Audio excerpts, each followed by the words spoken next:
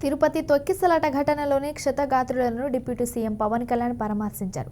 మోడీ పర్యటన విజయవంతం అయిందనుకునే లోపు ఇలా జరగడం దురదృష్టకరమన్నారు.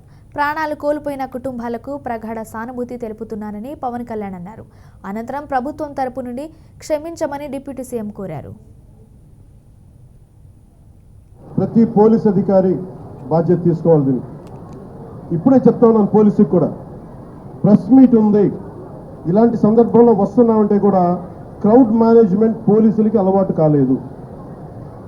ఇప్పుడే చూస్తున్నాం కళ్ళ ముందు.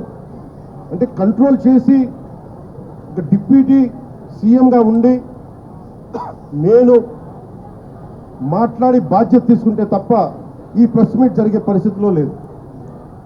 పోలీస్ శాఖ అధికారులు బాధ్యత తీసుకోవాలి.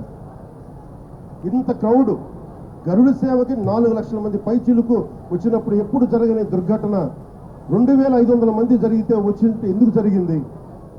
దీనికి చాలా లోతుగా దీని మీద ఎంక్వైరీ పడాలి.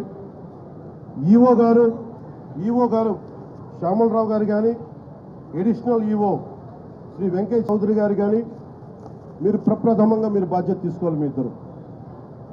ఎందుకంటే ఇది బ్లేమ్ గేమ్ కాదు. లాస్ట్ టైం కూడా చెప్పాను,